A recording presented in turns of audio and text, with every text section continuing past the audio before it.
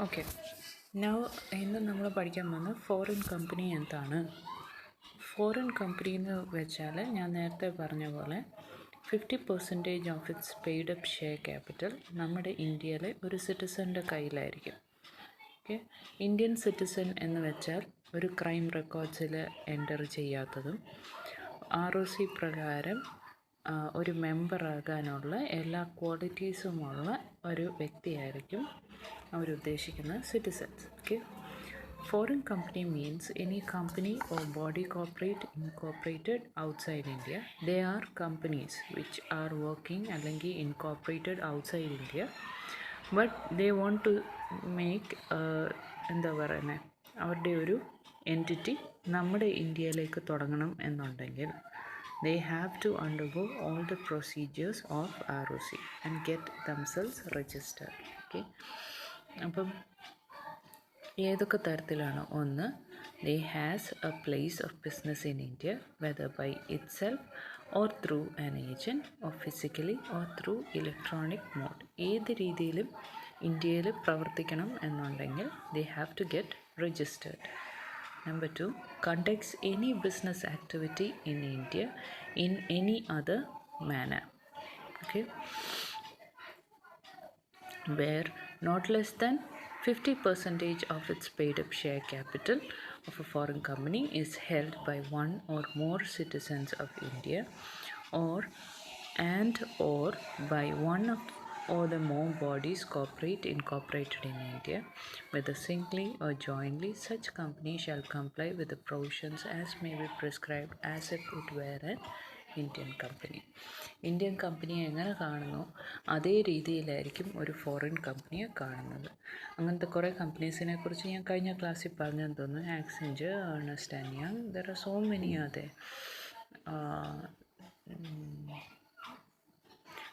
കുറേ ഉണ്ട്. Cognizant, JP Morgan, കുറേ CCC, ഇങ്ങനത്തെ കമ്പനീസ് എല്ലാം പുറത്ത് ഒത്തിരി ഫേമസ് ആയതും ചിലതൊക്കെ ഫോർച്യൂൺ 500-നകത്തുള്ള കമ്പനീസുമാണ്.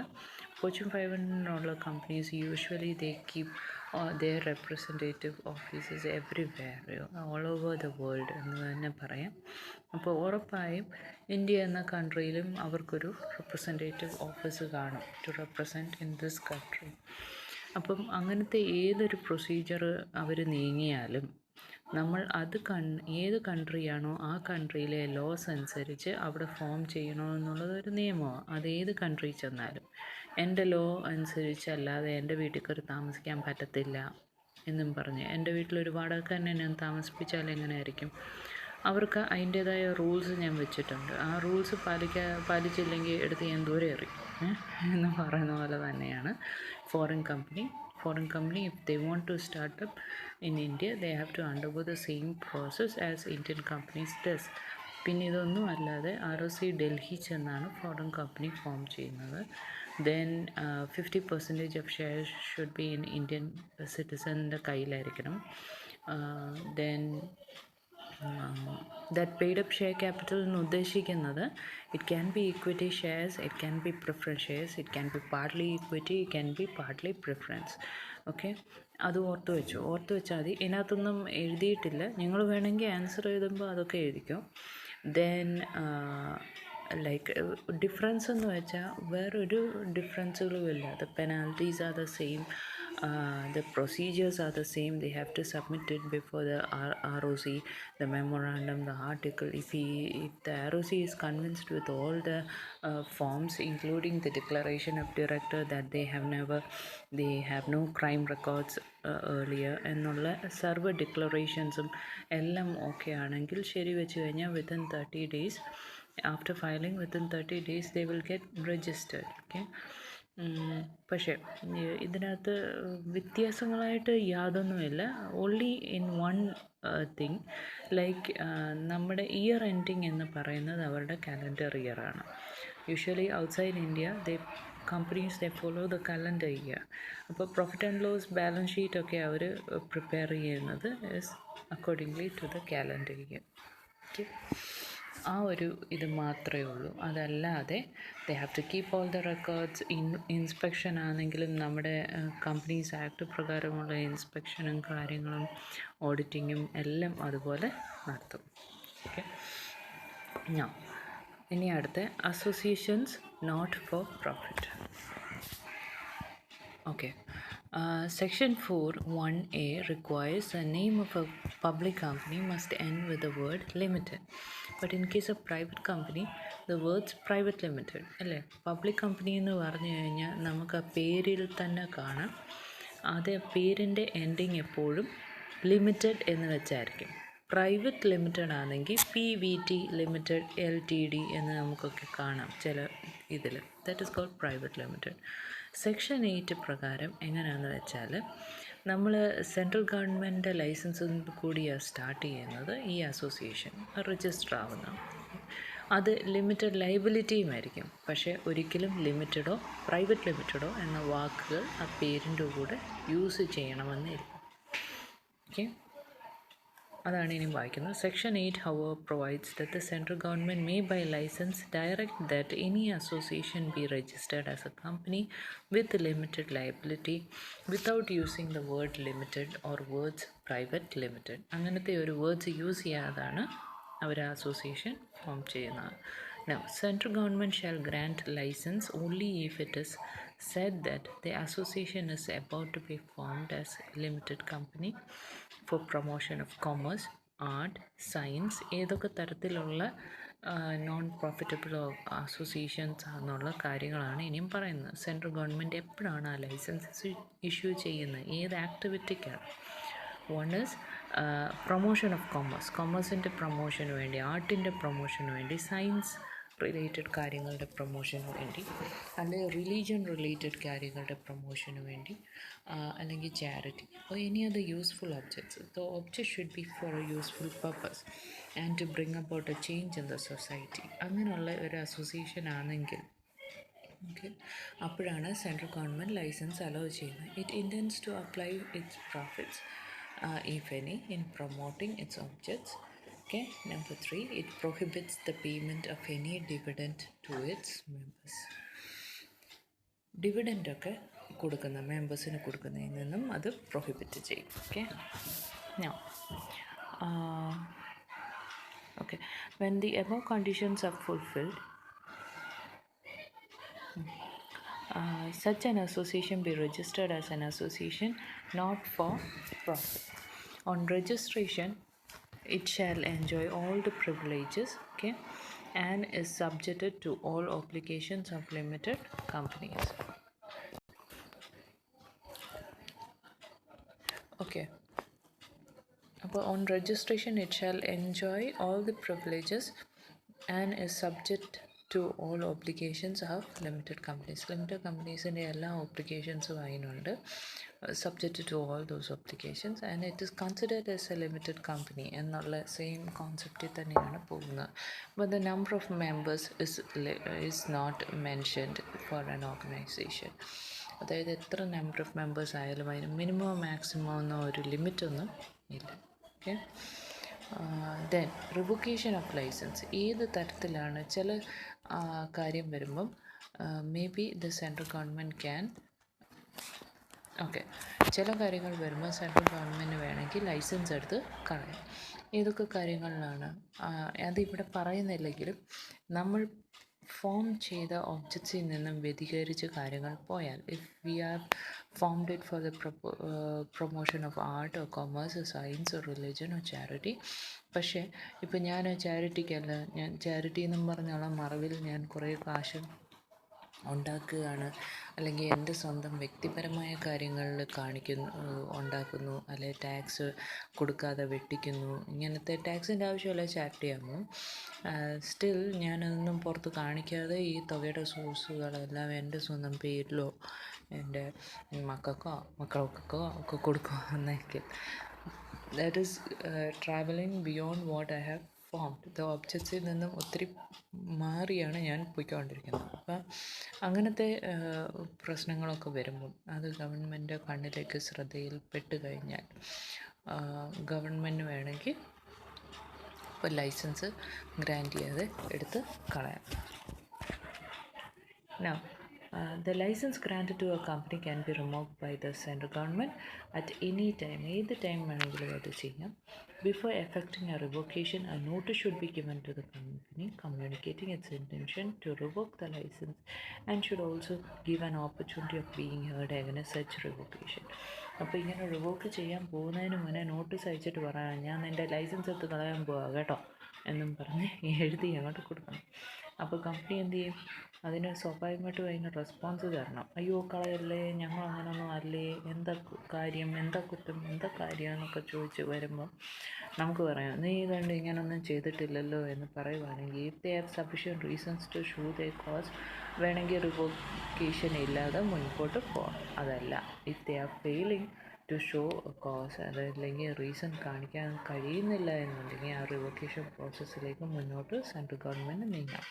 ഓൺ റിവോക്കേഷൻ ഓഫ് ലൈസൻസ് എന്തായിരിക്കും രജിസ്റ്റർ ചെയ്യുന്നത്? പെട്ടെന്ന് ആ ഒരു അസോസിയേഷനെ ഇനി മുതൽ ഇത് ഓർഗനൈസേഷൻ അല്ല, it should be added with a limited or A private limit. Public ആണെങ്കിൽ പബ്ലിക് എന്നുള്ള ലിമിറ്റഡ് കൊടുക്കുക, പ്രൈവറ്റ് ആണെങ്കിൽ പ്രൈവറ്റ്. 200 ആൾക്കാർ കൂടുതലുള്ള ഒരു അസോസിയേഷൻ്റെ ലൈസൻസ് റിവോക്ക് ചെയ്യുന്ന ഉറപ്പായിട്ടും അതെന്താവും? Public, obviously. Now, against its name in the register, an association shall thereupon cease to enjoy the exemptions. Now, illegal associations. Okay? ചിലവർ കമ്പനീസ് ആക്ട് പ്രകാരം രജിസ്റ്റർ ചെയ്യാതെ കുറച്ച് ആൾക്കാരുമായിട്ട് ചേർന്ന് ഞങ്ങളൊരു അസോസിയേഷൻ രൂപീകരിച്ചു. കുറച്ച് number of persons they come together for carrying out business or something.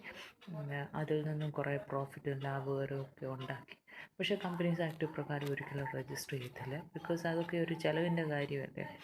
അതിൽ നിന്നൊക്കെ രക്ഷപ്പെടാനുള്ള രീതിയിൽ ഇവർ ഈ അസോസിയേഷൻ രജിസ്റ്റർ ചെയ്യാതെ മുൻപോട്ട് കാര്യങ്ങൾ നീക്കി വളരെ ഫേമസ് ആയി.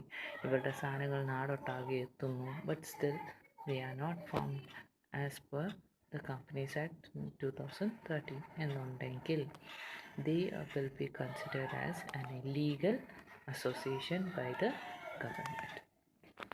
ഇനി അതിനെക്കുറിച്ചാണ് പറയുന്നത്. Section 464 provides that no association or partnership consisting of more than such number of members as may be prescribed shall be formed for the purpose of carrying on a business that has for its objects acquisition of gain can be legally formed unless it is registered under the Companies Act and is formed in pursuance with some other Indian law.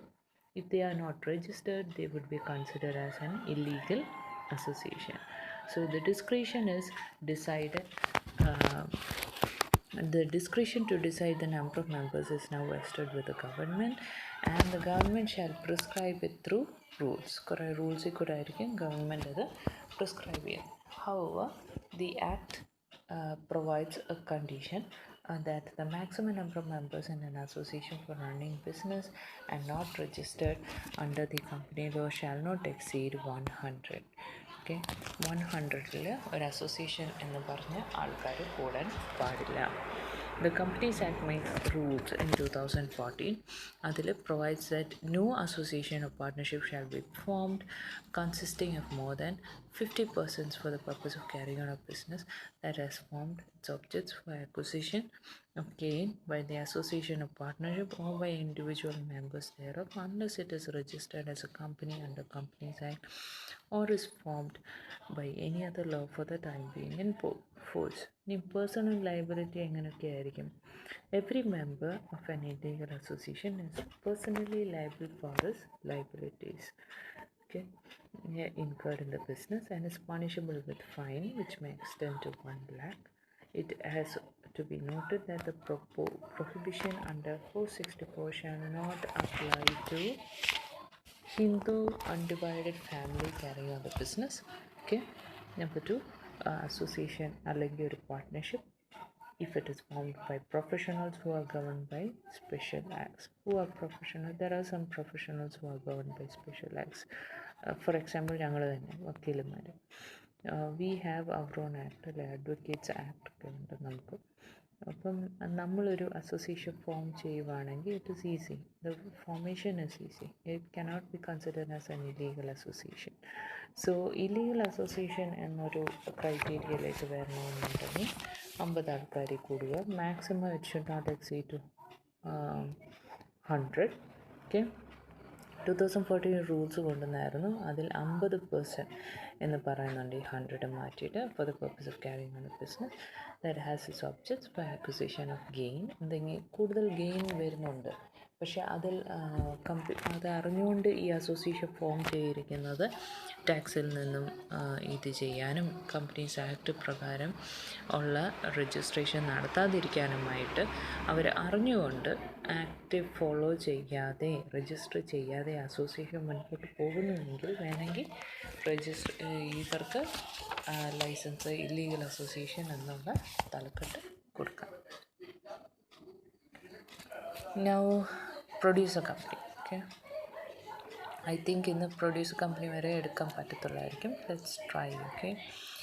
Producer കമ്പനിയെക്കുറിച്ച് വളരെ ചുരുക്കത്തിൽ ഞാൻ പറയാം എന്തൊക്കെയാണ് producer കമ്പനിയുടെ കാര്യങ്ങൾ. Okay. Producer company എന്ന് വെച്ച് കഴിഞ്ഞാൽ ഈ പ്രൈമറി പ്രൊഡ്യൂസറിലെ ലൈക്ക് അരി, ഗോതമ്പ്, പാൽ, ക്ഷീര കർഷകർ എന്ന് പറയുന്നത്, then bee industry, you can say. There are so many farmers, producer farmers. അവർക്ക് വേണ്ടി തുടങ്ങുന്ന കമ്പനിക്കാണ് പ്രൊഡ്യൂസർ കമ്പനി എന്ന് പറയുന്നത്, വിശേഷിപ്പിക്കുന്നത്. അതിനകത്ത് അവർ തന്നെ ആവണമെന്നില്ല. എനിക്കൊരു നെൽപ്പാടമുണ്ട്, ഞാനൊരു പ്രൊഡ്യൂസർ കമ്പനിയാണ് എന്ന് എനിക്ക് പറയാൻ അങ്ങനത്തെ ആൾ മാത്രമല്ല. തൊട്ടടുത്ത നെൽപ്പാടത്തിന് വേണ്ടി ഞാനാണ് എക്യുപ്മെൻറ്റിൻ്റെ എല്ലാം നന്നാക്കി കൊടുക്കുന്നുവെങ്കിൽ ഞാനും പ്രൊഡ്യൂസർ കമ്പനിയിൽ നിന്ന് എനിക്ക്, ബിക്കോസ് എൻ്റെ ജോലി എന്താണ്, ഈ പ്രൈമറി പ്രൊഡ്യൂസേഴ്സിനെ മെഷീനറി കൊടുക്കുന്ന ആളാണ് ഞാൻ. അപ്പം ഞാനും ഒരു പ്രൊഡ്യൂസർ കമ്പനിയാണ്. അല്ലെങ്കിൽ ഞാനൊരു മെക്കാനിക്കാണെന്ന് വെച്ചാൽ ഒരു എൻജിനീയറാണ്. അപ്പോൾ ഇവരുടെ എക്യുപ്മെൻറ്റ്സ് എല്ലാം കേടാകുമ്പോൾ ഞാൻ തന്നെയാണ് പോയി എല്ലാം ശരിയാക്കുന്നു എന്നുണ്ടെങ്കിൽ ഞാനും ഒരു പ്രൊഡ്യൂസർ കമ്പനിയാണ്. ഇപ്പോൾ പ്രൈമറി പ്രൊഡ്യൂസേഴ്സും at the same time primary producer കമ്പനിക്ക് വേണ്ടി നിലനിന്ന് അവർക്ക് വേണ്ടി ഫിനാൻസ് കൊടുക്കുന്ന ആൾക്കാർ, അല്ലെങ്കിൽ അവർക്ക് എന്ത് അസിസ്റ്റൻസ്, ടെക്നിക്കൽ അസിസ്റ്റൻസ്, അല്ലെങ്കിൽ ഏത് രീതിയിലുള്ള കൺസൾട്ടൻസി സർവീസസ്, അതിൽ ഏത് രീതിയിലുള്ള ഇത് വരുന്നതും പ്രൈമറി പ്രൊഡ്യൂസർ എന്നുള്ള പ്രൊഡ്യൂസേഴ്സ് അല്ലെങ്കിൽ പ്രൊഡ്യൂസർ കമ്പനിയായിട്ട് ഫോം ചെയ്യുന്നതിൽ അവരെയെല്ലാം കൺസിഡർ ചെയ്യപ്പെടുന്നു. ഇതാണ് ദി എൻറ്റയർ പ്രൊഡ്യൂസർ കമ്പനി എന്ന് പറയുന്ന കാര്യങ്ങൾ പറയുന്നത്. അതിൻ്റെ ഇൻകോർപ്പറേഷൻ്റെ പ്രോസസ്സ് എന്താ, ROC കൊണ്ട് കാര്യങ്ങളെല്ലാം കൊടുക്കുന്നു, ഇത് ചെയ്യുന്നു, ROC ഓക്കെ പറഞ്ഞു കഴിയുമ്പം പ്രൊഡ്യൂസർ കമ്പനി നിലവിൽ വരുന്നു. ഇതൊക്കെയാണ് കാര്യങ്ങൾ. പിന്നെ എന്തൊക്കെ റൂൾസ് അതിന് ആപ്ലിക്കബിളാണ്, ലൈക്ക് അവരുടെ വോട്ടിംഗ് റൈറ്റ്സ് എങ്ങനെയാണ്, മാനേജ്മെൻറ്റ് എങ്ങനെയാണ്, റിസർവ് എങ്ങനെയാണ്, ഇങ്ങനത്തെ കാര്യങ്ങളാണ് ഇന്നത്തെ നമ്മൾ ഇതിനകത്ത് എല്ലാം കൂടെ വളരെ ചുരുക്കത്തിൽ ഒന്ന് മനസ്സിലാക്കി മാത്രം വെച്ചാൽ മതി. ഞാനിപ്പോൾ വായിച്ചു പോവാണ്. The concept of producer companies was introduced in 2002 by incorporating a new Part 9A under Sections 581A to 581ZT to the Companies Act 1956. Okay. The amendment was effected on the basis of recommendations of expert committee. ഏത് കമ്മിറ്റിയാണ്? led by economist Y.K. Allan. അപ്പം പുള്ളിയുടെ ആ expert കമ്മിറ്റിയിൽ നിന്നാണ് ഇങ്ങനൊരു concept മുന്നിലേക്ക് കൊണ്ടുവന്നത്. എന്നാണ് 2002. The government proposes to have a new legislation dealing with producer companies, PCs. Therefore, the new 2013 Companies Act does not have any detailed provisions regarding PCs. 2013 Act only says that the 1956 Act shall be applicable to the producer company in the manner as if Companies Act 1956 has not been repealed. Okay. Companies Act അതായത് 2013 ആക്ടിൽ എന്താണ് പറയുന്നത്? state that only that 1956 Act shall be applicable to producer companies. പഴയ ഇതിനകത്തെ ആക്ടിൻ്റെ കാര്യങ്ങളും producer കമ്പനിയിൽ അതുപോലെ തന്നെ effective ആവും എന്നുള്ളതാണ്. ഓക്കെ. പ്രൊഡ്യൂസർ കമ്പനി എന്ന് വെച്ചാൽ എന്താണ്? Producer company means is appropriate for these types of companies mainly because of two reasons. എന്തൊക്കെയാണ് two reasons? Firstly, only persons who are primary producers can participate in the ownership of the companies. Then the members should be the persons engaged in the action connected with or related to primary produce. ഞാൻ നേരത്തെ പറഞ്ഞത് ഞാൻ അവിടുത്തെ മെക്കാനിക്കാണ്, ഞാൻ അവരുടെ equipments എല്ലാം supply ചെയ്യുന്ന ആളാണ് ഞാനെങ്കിൽ അത് അങ്ങനെ it must be related to that primary produce. Then the act provides the primary produce is a produce of farmers arising from agriculture. Okay, പിന്നെന്തൊക്കെയാണ്? ഇൻക്ലൂഡിങ് ആനിമൽ ഹസ്ബൻഡറി, ഹോർട്ടിക്കൾച്ചർ ഉണ്ട്, ഫോറിക്കൾച്ചർ ഉണ്ട്, pisciculture ഉണ്ട്, വെറ്റിക്കൾച്ചർ ഉണ്ട്, ഫോറസ്ട്രി ഉണ്ട്, forest products ഉണ്ട്, റീവെജിറ്റേഷൻ ഉണ്ട്, B racing ഉണ്ട്, and farming plantation products. It also includes any other produce arising from any other primary activity or service which promotes the interest of the farmers or consumers.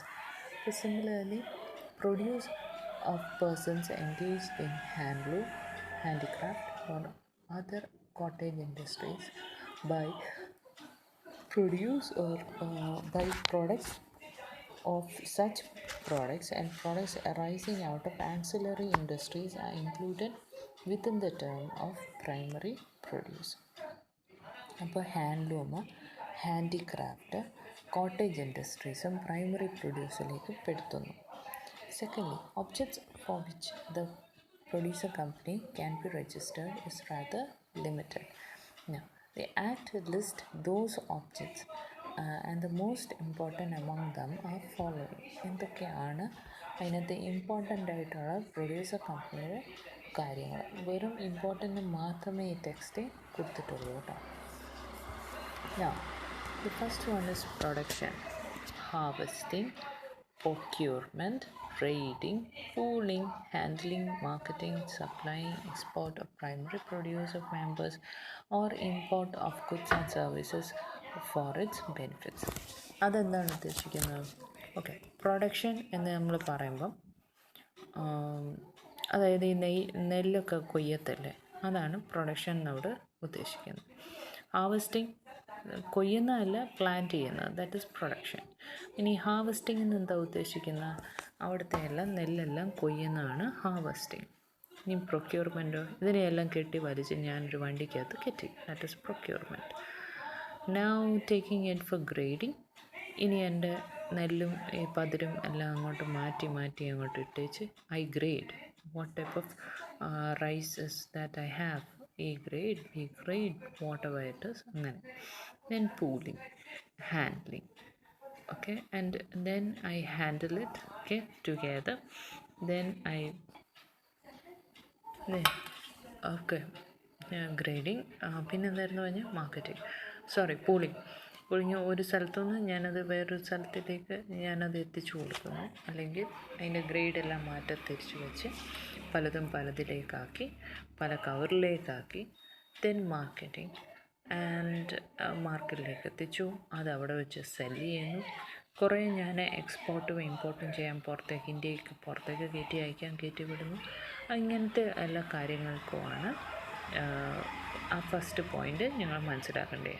അപ്പോൾ let me see if I have some pictures I will show you right now. See, കണ്ടോ, this is production. Okay, this is production. Now comes is harvesting. കണ്ട എല്ലാം ചകഞ്ഞ് പറിച്ച് എടുത്തോണ്ട് പോകുന്ന കണ്ട. Now procurement, എല്ലാം കൂടെ വലിച്ചു കിട്ടി എൻ്റെ വണ്ടിയെ ഞാൻ കയറ്റി, ഓക്കെ, കൊണ്ടുപോകാം. This is called grading. നെല്ലും പതിരും മാറ്റി തിരിച്ചിടുക എന്ന് പറയത്തില്ല, എന്നൊക്കെ പറയുന്ന പോലെ അരിയിൽ തന്നെ പല ഗ്രേഡിംഗ് ഉണ്ട്, അതനുസരിച്ച് അവിടുന്ന് കയറ്റി വിടുന്നു. This is like we accept some, റോ ചെയ്ത, റിജക്റ്റ് ചെയ്ത, അതെല്ലാം ചെയ്യുന്നു. സോറി, എന്നിട്ടത് മാർക്കറ്റിൽ കൊണ്ടുവന്ന് സെല് ചെയ്യുന്നു. ഓക്കെ, അപ്പോൾ അത് കഴിഞ്ഞു. Next is processing including preserving. How do you preserve? This is import and export. Okay, അങ്ങനെ എക്സ്പോർട്ട് ചെയ്ത് ഇമ്പോർട്ട് ചെയ്ത് കാര്യങ്ങളെല്ലാം അയക്കുന്നു. Preserving. This is how you preserve. Some foods need to be preserved inside a bottles or cans or whatever it is for longer period of time. So അങ്ങനെ preserve ചെയ്യുന്ന കാര്യങ്ങൾ. Now they talk about the drying. Drying പല രീതിയിലുണ്ട്. Chilli ഉണ്ട്, അല്ലെങ്കിൽ even sugar Cairns dry ചെയ്തെടുക്കും, അല്ലെങ്കിൽ അങ്ങനത്തെ എല്ലാ primary producers drying. Then distilling. This is how you make the alcohol and all.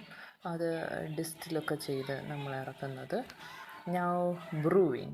How you do with the coffee and all.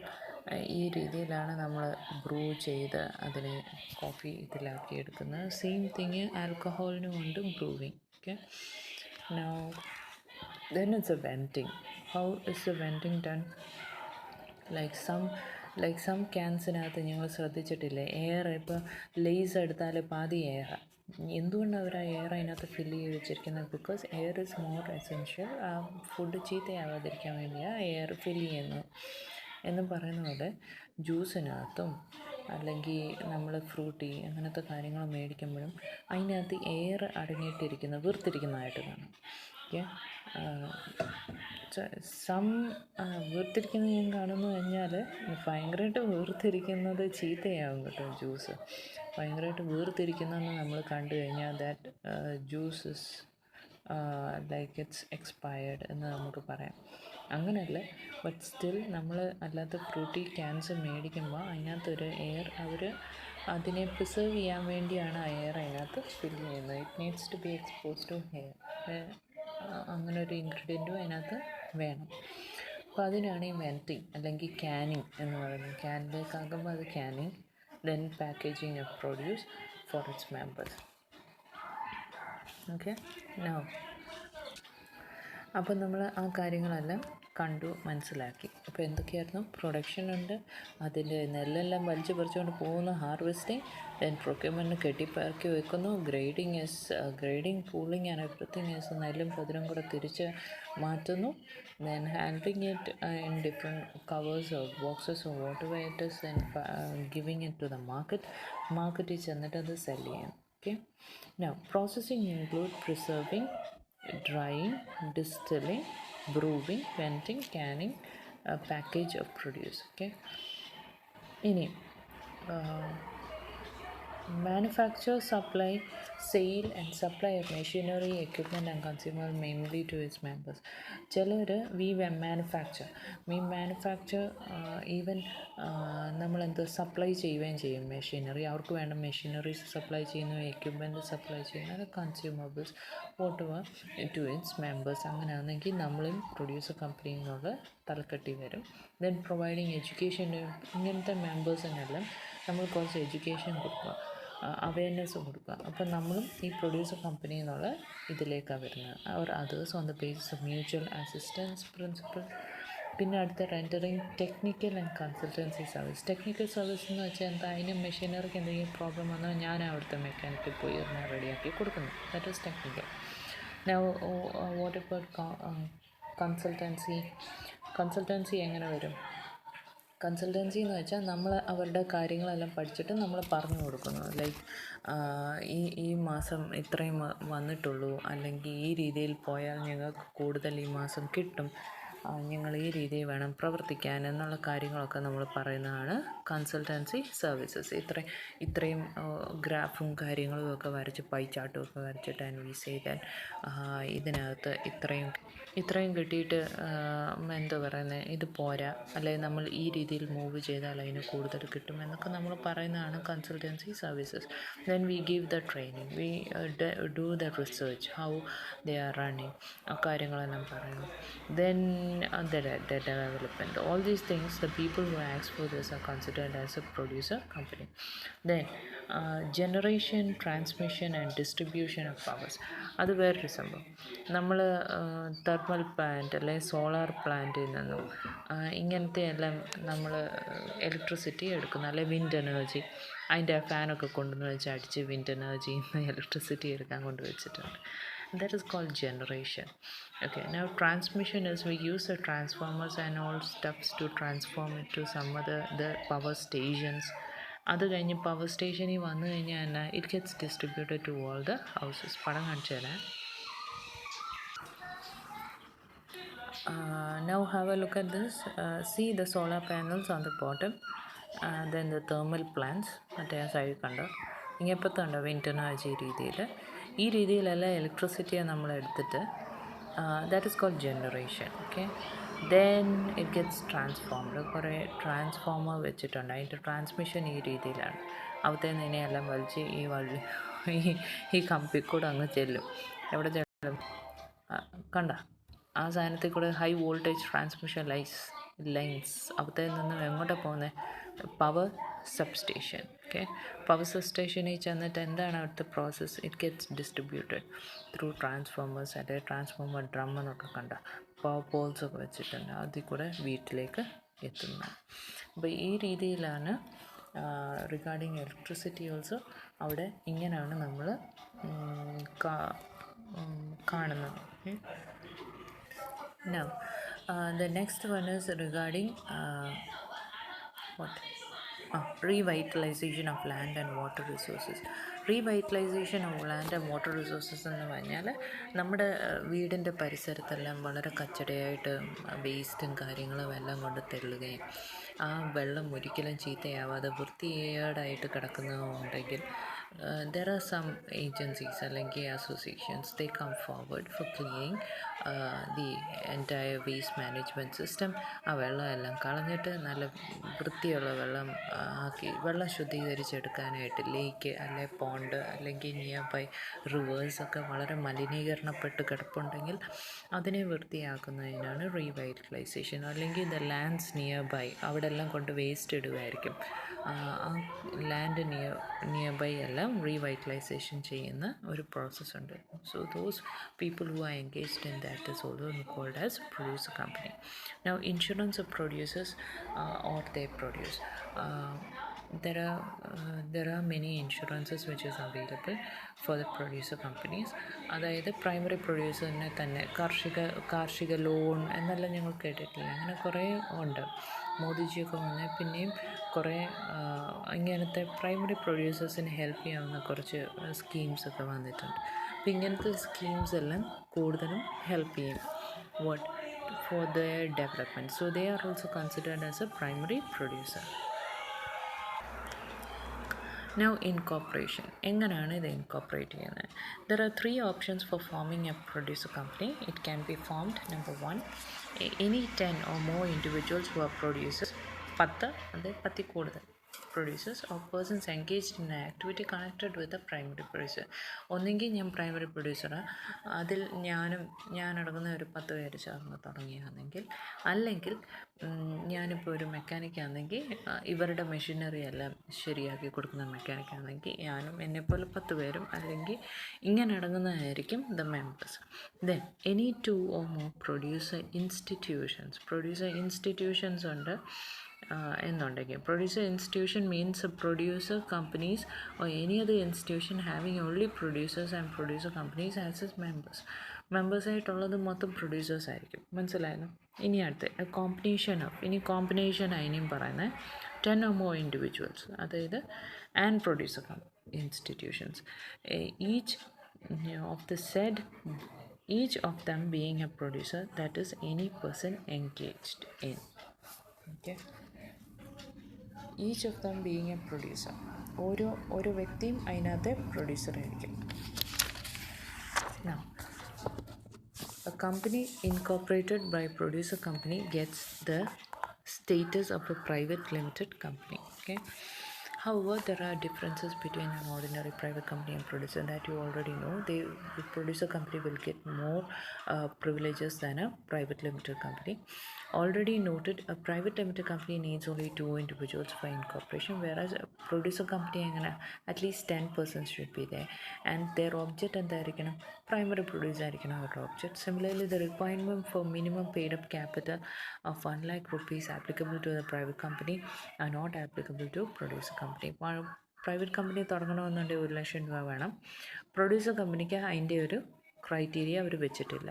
Unlike a private company, the membership of the producer may exceed 50 members. Okay, private company the membership of a producer company may exceed 15 members, maximum members. Okay. Yet another difference is that the equity shares of the members could only be transferred and it cannot be publicly traded. പക്ഷെ publicly ഒരിക്കലും ഇവർക്ക് trade ചെയ്യാൻ പറ്റത്തില്ല. It can be like added transferred, വേറൊരു വ്യക്തിയിലേക്ക് നമുക്ക് transfer ചെയ്യാം. That's the only thing we can do. We cannot go forward to the public and offer some shares or something like that. അങ്ങനെ ചെയ്യാൻ പറ്റത്തില്ല. Now rules which are applicable to producer companies. എന്തൊക്കെ റൂൾസാണ്? Membership എങ്ങനെയാണ്? Okay, ഈ ആക്ടിവിറ്റിയിൽ engage ആയ വ്യക്തികൾ മാത്രമേ ഇതിനകത്ത് ജോയിൻ ചെയ്യാവൂ എന്നാണ്. Only persons engaged in the activity connected or related to the primary producers can partnership in the ownership. ഇപ്പം എനിക്കും വേണം, ഞാൻ മെക്കാനിക്കല്ലേ, എനിക്കും പറ്റും. നോ ലിമിറ്റഡ് ലയബിലിറ്റി കമ്പനി എന്ന് വെച്ചാൽ the company limited by the company which is private limited ആണെങ്കിൽ എന്ത് വരും? ലിമിറ്റഡ്, പ്രൈവറ്റ് ലിമിറ്റഡ് എന്ന് വരും, പബ്ലിക് ആണെങ്കിൽ ലിമിറ്റഡ് എന്ന് വരും. ഈ ഒരു കേസിൽ the name of the company shall end with the words producer company limited എന്ന് പറഞ്ഞായിരിക്കും ആ പേര് വരുന്നത്. ഇപ്പോൾ ലവി പ്രൊഡ്യൂസർ കമ്പനി ലിമിറ്റഡ് എന്ന് പറഞ്ഞായിരിക്കും വരുന്നത്. The liability of its members will be limited to the amount, if any, unpaid on the shares. There are some shares, if there is something which is unpaid, അത് മാത്രമേ liability ആയിട്ട് limited by shares പോലെ തന്നെ ചോദിക്കത്തുള്ളൂ. Now private company എന്ന് പറഞ്ഞാൽ it is on registration producer company shall become as if it is a private limited company for the purpose of application of company law. Company law apply ചെയ്യാൻ വേണ്ടി they will be considered as a private limited company. ആ ഒരു രീതിയിലായിരിക്കും deem to be a private limited company. But it doesn't mean that you need the number of members are limited. അങ്ങനെയൊന്നുമില്ല. 10 members 10 primary members വെച്ച് അതിനെ join ചെയ്യാം. Share capital private limited കമ്പനിക്ക് പറയുന്ന പോലെ 1,00,000 രൂപയൊന്നും വേണ്ട. Okay. Moreover these equity shares cannot be publicly traded but only transferred. They can only be transferred. പബ്ലിക്കിന് offer ഇട്ട് കൊടുക്കാൻ പറ്റത്തില്ല. Okay, share capital. Now voting rights. Okay. If the membership is only for individuals, then the voting rights shall be based on single vote of every member. ഓരോ മെമ്പറിൻ്റെ vote അനുസരിച്ച് ഇരിക്കും. If the members are producer institutions only, then voting rights shall be on the basis of their participation in the share capital. എത്ര രൂപയാണ് ഞാൻ ഇട്ടതെന്ന് വെച്ചാൽ ആ ഷെയറിൻ്റെ capital ഞാൻ contribution അനുസരിച്ചാണ് എൻ്റെ ഷെയർസും വോട്ടിംഗ് റൈറ്റ്സും പോകുന്നത്. If the members is a combination of both individuals or producing institutions, then voting rights shall be based on a single vote of every member. Okay. If the membership is a combination of both individual and producer institution കൂടെയുള്ള combination ആണെന്നുണ്ടെങ്കിൽ voting rights shall be based on a single vote for every member. ഓരോ മെമ്പറിന് ഓരോ vote എന്നുള്ള രീതിയിലായിരിക്കും അതിനെ കണക്കാക്കുന്നത്. എപ്പോഴാണ്? When this association contains ഇൻഡിവിജ്വൽസും ഉണ്ട്, അതായത് മെക്കാനിക്കായ ഞാനും ഉണ്ട്, പ്രൈമറി പ്രൊഡ്യൂസായി പാടത്തിൻ്റെ ഉടമയുമുണ്ട് എന്നുണ്ടെങ്കിൽ ആ ഒരു സ്റ്റേജ് ആണെങ്കിൽ എനിക്കും ഒരു വോട്ടിംഗ് റൈറ്റ്, അവനും ഒരു വോട്ടിംഗ് റൈറ്റ് എന്നായിരിക്കും പോകുന്നത്. Now management. Okay. Every producer company is to have at least 5 or not more than 15 directors. The provisions mandate that full-time chief executive should be appointed by the board and shall be entrusted with substantial powers of management. Okay. Every producer company എങ്ങനെയാണ്? At least 5 അല്ലെങ്കിൽ not more than 15 directors കാണും. The provisions mandate that full-time chief executive should be appointed by the board. Chief executive എപ്പോൾ full time ആയിട്ടുള്ള ഒരു chief എക്സിക്യൂട്ടീവിനെ board appoint ചെയ്ത് അവിടെ വെച്ചേക്കണം. എന്നിട്ട് സബ്സ്റ്റാൻഷ്യൽ പവേഴ്സും കൊടുക്കണം മാനേജ്മെൻറ്റ്. ബോർഡ് നിശ്ചയിക്കുന്ന പോലെ തന്നെ ആ പുള്ളിക്ക് കുറച്ച് പവേഴ്സും കൂടെ കൊടുക്കും. Now reserve. Every producer company has to maintain a general reserve in every financial year. In case there is not sufficient funds in each year of such transfer, the shortfall shall be met up by the members' contribution in proportion to their patronage in the business. The patronage is defined as use of services offered by the producer companies for their members by participation in their business activities. അപ്പോൾ business ആക്ടിവിറ്റീസിൽ നമ്മൾ participate ചെയ്യുമ്പം നമുക്ക് കുറച്ച് ലാഭങ്ങൾ വരും. ആ ലാഭവിഹിതങ്ങൾ നമ്മൾ reserve ചെയ്ത് മാറ്റി വെക്കുക. Okay. That can be used നമുക്കൊന്നും കിട്ടാത്ത സമയത്ത്. പ്രൈമറി പ്രൊഡ്യൂസേഴ്സ് എന്ന് പറഞ്ഞാൽ എന്താണ്? വെള്ളപ്പൊക്കം വന്നാൽ കാര്യങ്ങളെല്ലാം നശിച്ചു പോകും. എപ്പോഴും ഒരുപോലെ ഒരിക്കലും ഇരിക്കത്തില്ല. They keep on fluctuating. Okay, ഇന്നത്തെ പോലെ ആയിരിക്കത്തില്ല നാളെ. അപ്പോൾ അങ്ങനെയുള്ള സ്ഥിതിയിലുള്ളപ്പം they should keep a reserve. Because sufficient അല്ല എന്നുള്ള ഫണ്ട് സഫിഷ്യൻ്റ് അല്ലാത്ത കാലങ്ങളിൽ വരുമ്പം എടുത്ത് യൂസ് ചെയ്യാൻ വേണ്ടിയാണ് ആ രീതിയിലുള്ള റിസർവ്സ് അല്ലെങ്കിൽ റിസർവ് പാട്രണേജ് അവർ വെക്കുന്നത്. വാട്ട് ഡസ് ദിസ് പാട്രണേജ് മീൻ? ഞാനിപ്പോൾ കുറേ കോടികൾ എനിക്ക് കിട്ടിയെന്ന് വെച്ചോ, എൻ്റെ നെല്ലെല്ലാം കൂടെ അരിയെല്ലാം വിറ്റ് എനിക്ക് കുറേ കിട്ടിയെന്ന് വെച്ചോ, അതിൻ്റെ ഒരു ഭാഗം ഞാൻ സേവ് ചെയ്ത് വെക്കും, ക്ഷാമകാലത്ത് ഉപയോഗിക്കാമെന്ന് പറയുന്ന പോലെ. അപ്പോൾ വിത്ത് this chapter is over right now. For the next we are starting with the module 2. We have to hurry up and things. അപ്പം ഞാൻ അടുത്ത തവണ എല്ലാം വായിക്കുന്നില്ല. I keep giving you the explanation on each and every topic. അങ്ങനെ തന്നെ പറയുമ്പോഴും സമയം പോവുകയാണ്. ഇന്ന് ഞങ്ങൾക്കിപ്പോൾ ഇത്രയും 40 minutes ആയാലും ഓക്കെ. ഇതെല്ലാം നോക്കുക, ഒന്നുകൂടെ റിവൈസ് ചെയ്യുക. Now the first and the second chapter. After this 2 more chapters കഴിഞ്ഞാൽ we will do on internal. Okay, so have a nice day. Take care.